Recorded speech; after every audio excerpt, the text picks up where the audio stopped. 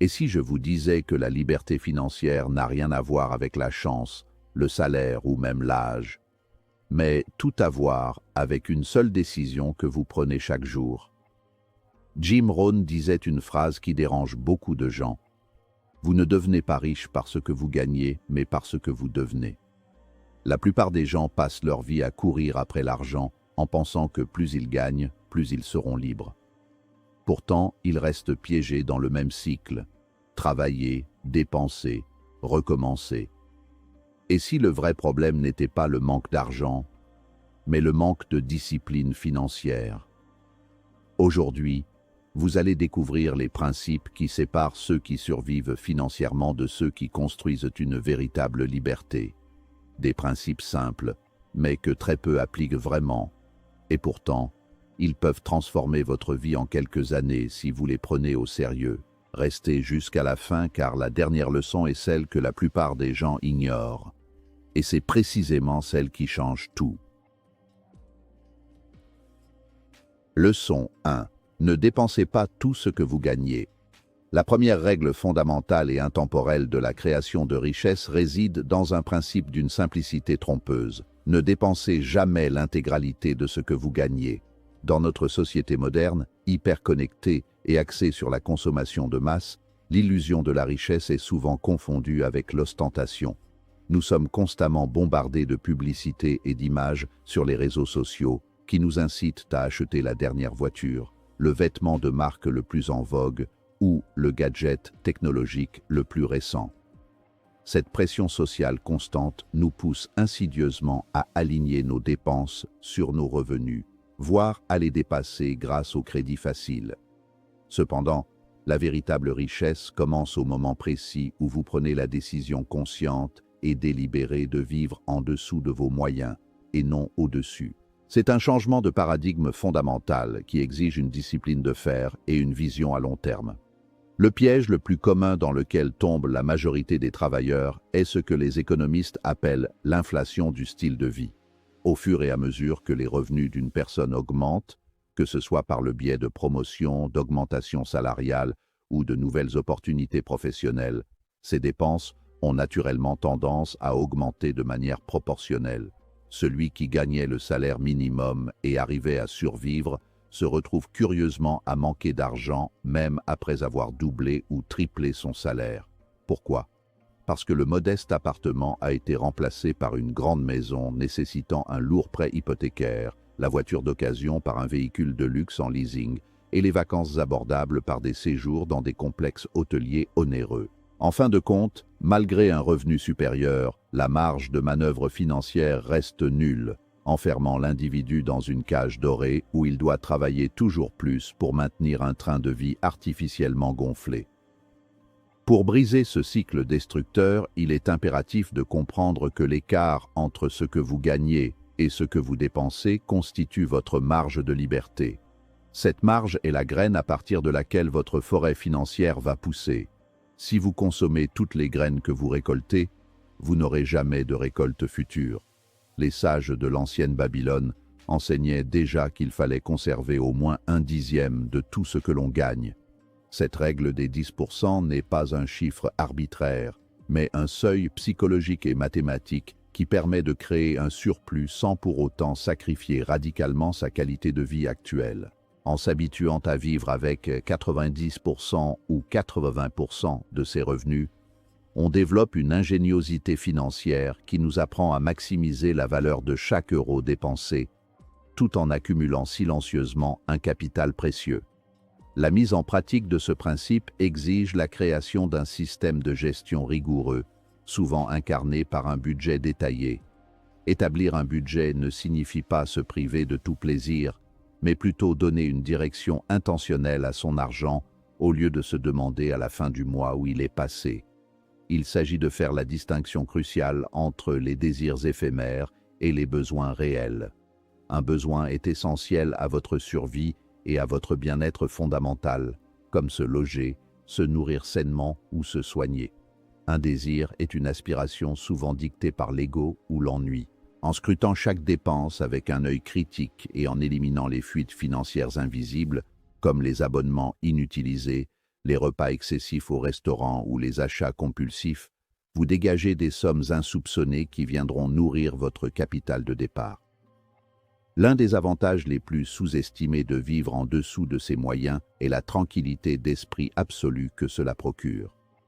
L'anxiété financière est l'une des principales sources de stress dans le monde contemporain, causant des nuits blanches, des tensions familiales et des problèmes de santé. Lorsque vous savez que vos dépenses sont largement couvertes par vos revenus et que vous accumulez un surplus chaque mois, une immense pression disparaît de vos épaules.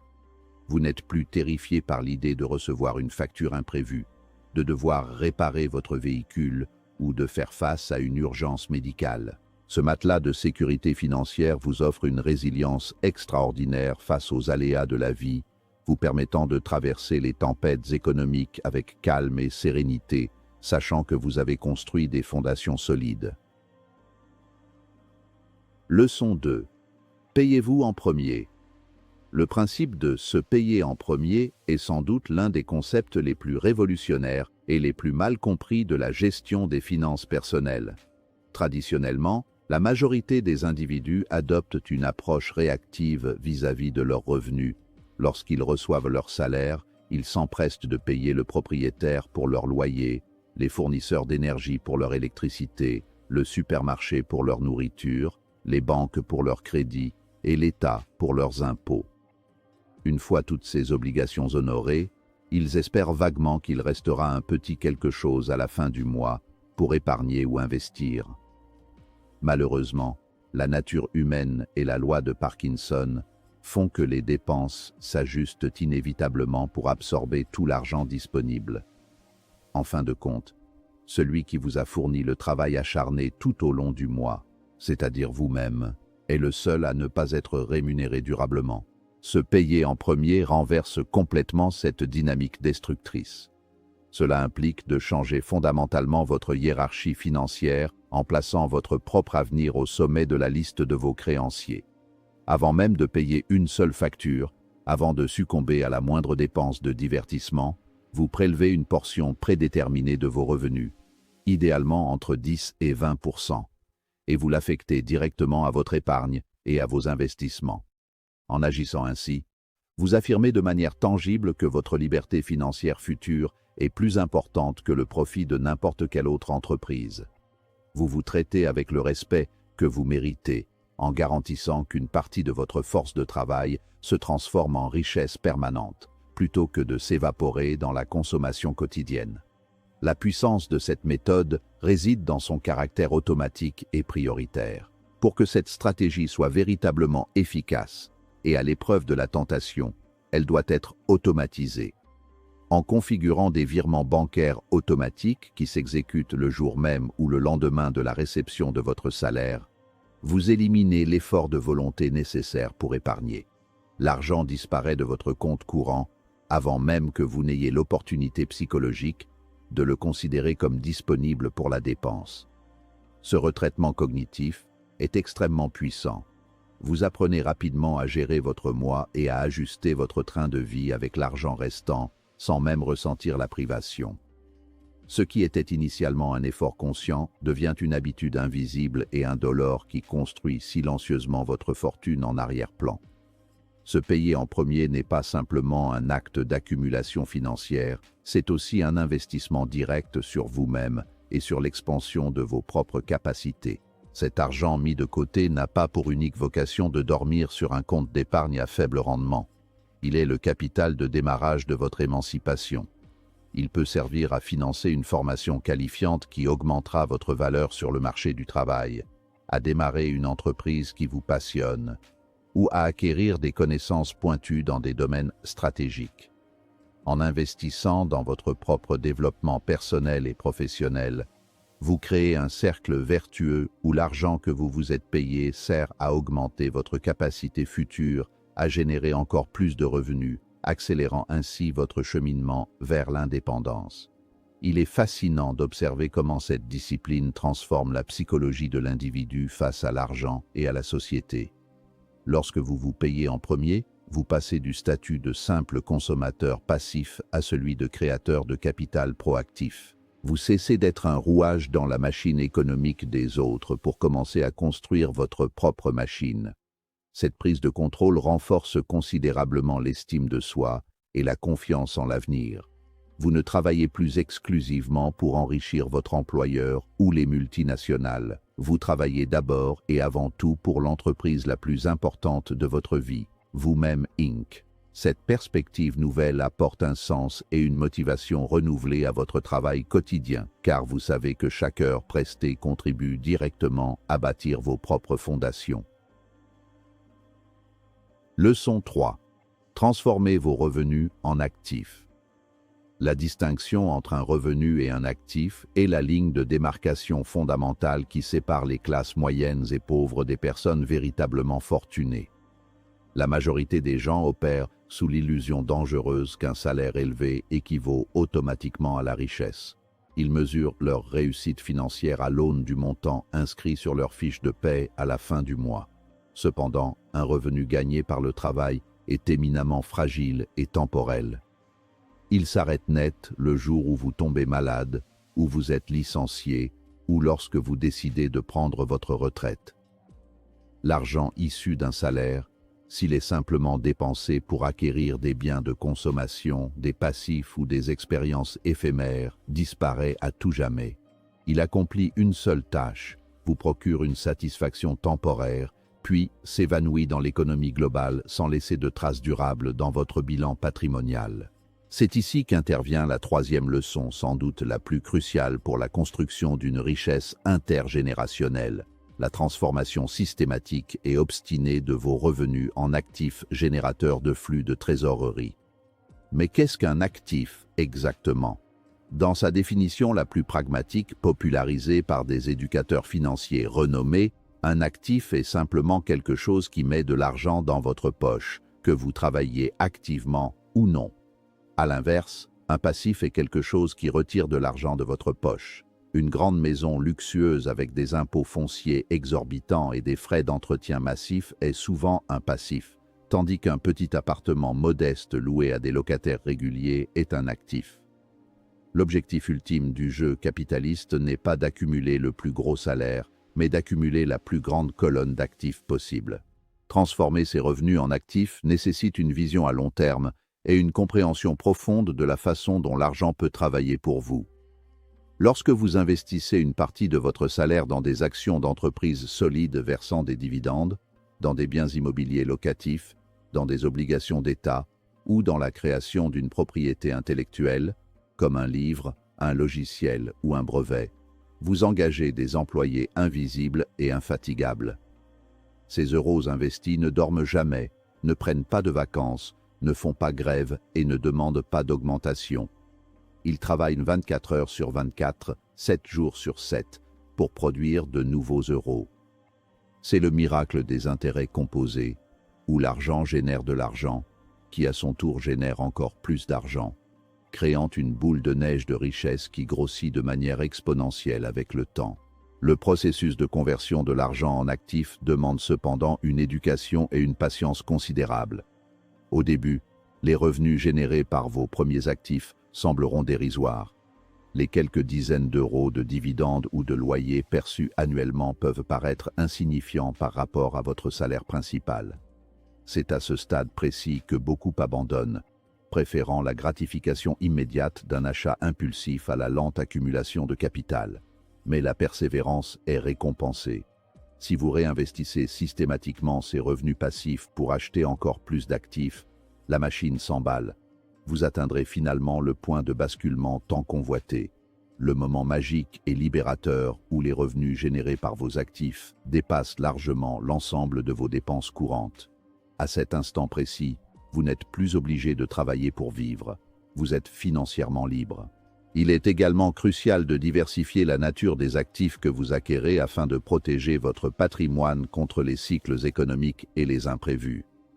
Un portefeuille diversifié peut inclure des actifs en papier, comme les actions et les ETF qui offrent de la liquidité et un potentiel de croissance, des actifs tangibles, comme l'immobilier qui offre des avantages fiscaux, un effet de levier et une couverture contre l'inflation, et des actifs entrepreneuriaux, des parts dans des entreprises privées.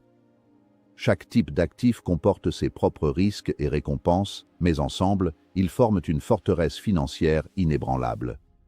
Pendant que les consommateurs s'appauvrissent en achetant des télévisions à crédit ou des voitures qui se déprécient dès la sortie du concessionnaire, les investisseurs s'enrichissent en acquérant les usines qui fabriquent ces télévisions et les entreprises qui financent ces voitures. Leçon 4. Votre entourage influence votre richesse. Il existe une vérité sociologique et psychologique indéniable, souvent formulée par le célèbre entrepreneur Jim Rohn. Vous êtes la moyenne des 5 personnes avec lesquelles vous passez le plus de temps. Ce principe s'applique de manière spectaculaire et impitoyable au domaine de la création de richesses et des finances personnelles.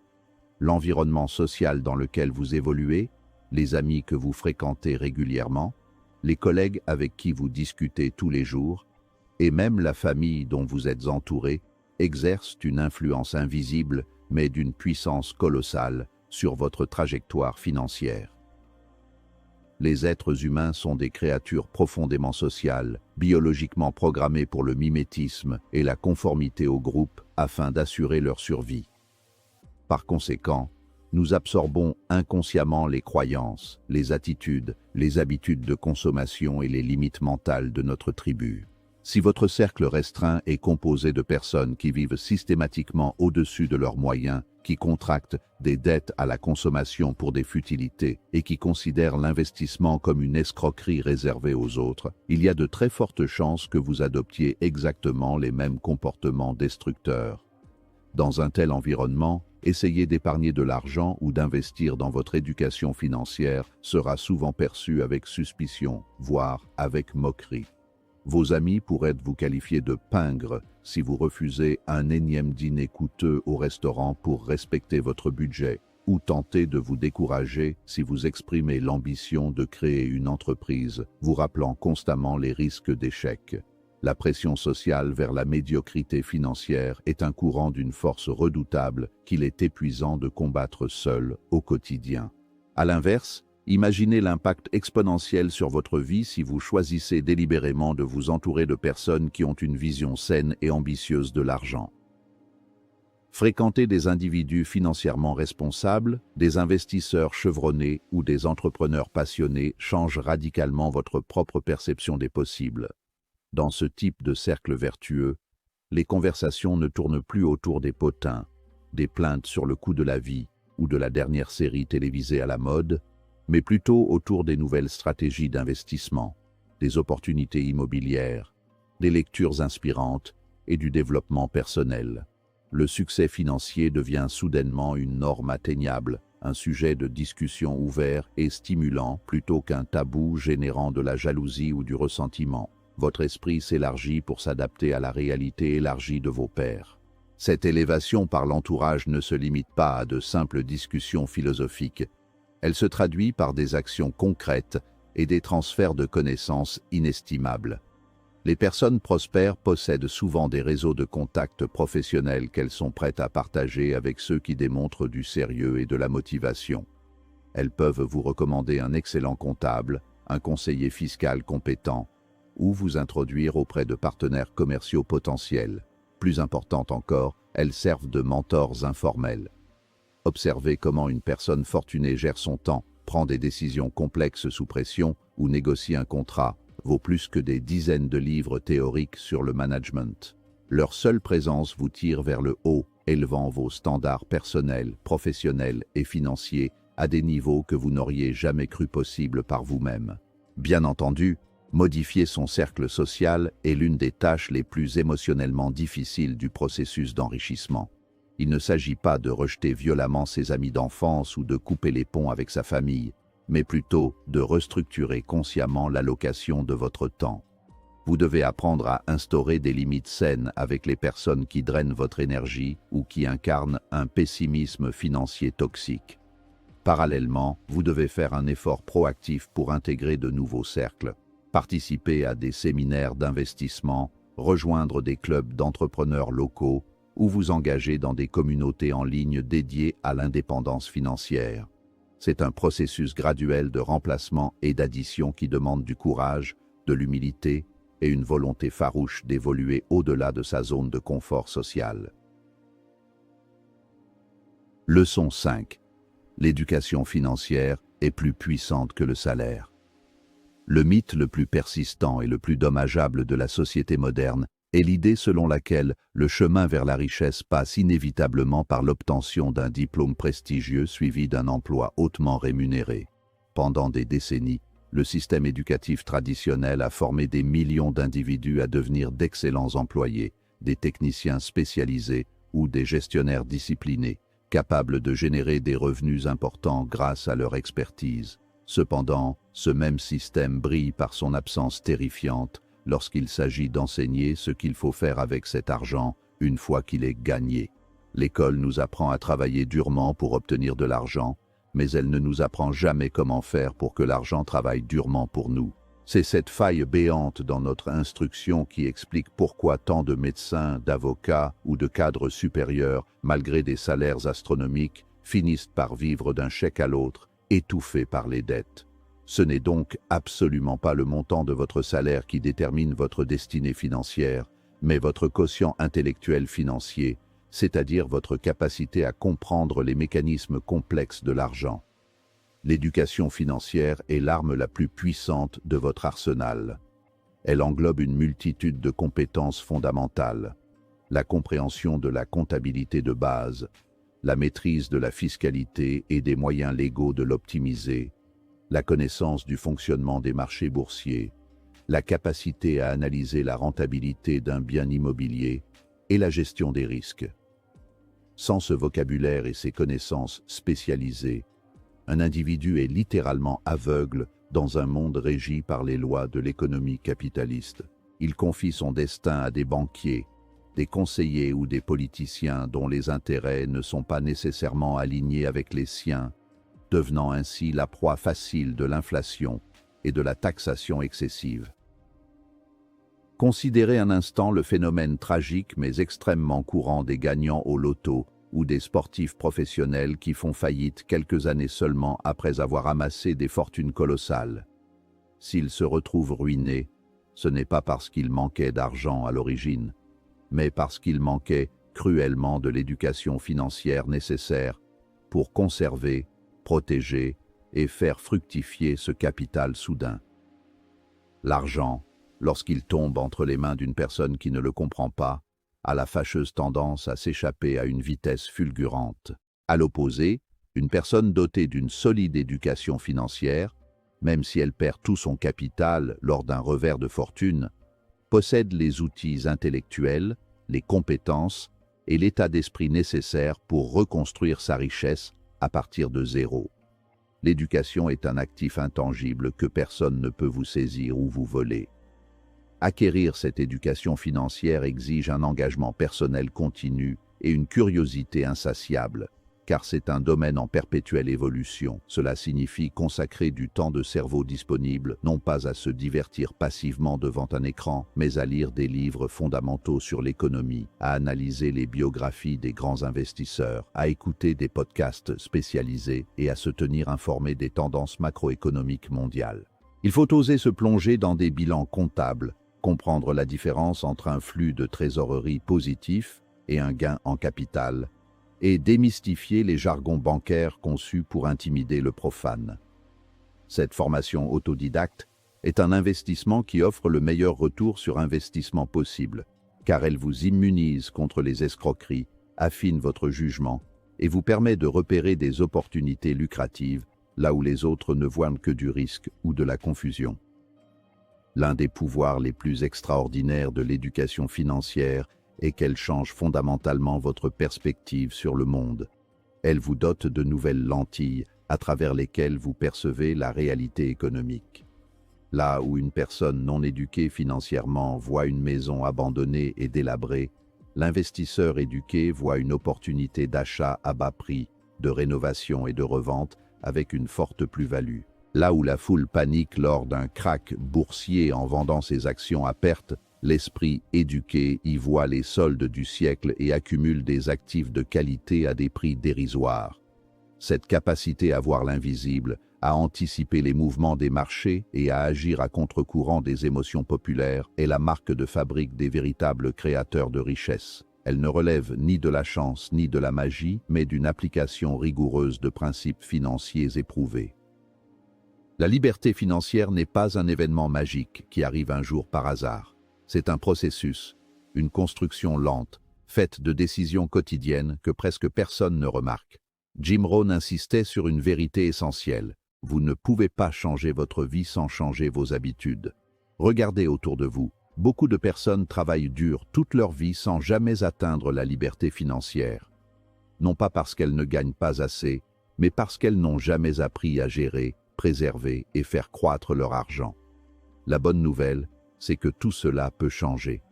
À partir du moment où vous décidez de prendre le contrôle, même avec un petit revenu, vous commencez déjà à construire votre indépendance. Ce n'est pas la taille de votre salaire qui détermine votre avenir, mais la direction que vous donnez à chaque euro. Commencez petit. Soyez constant. Apprenez chaque jour. Et surtout, agissez maintenant, pas un jour, car le temps passera de toute façon. La seule question est, est-ce qu'il vous rendra plus libre ou plus dépendant ?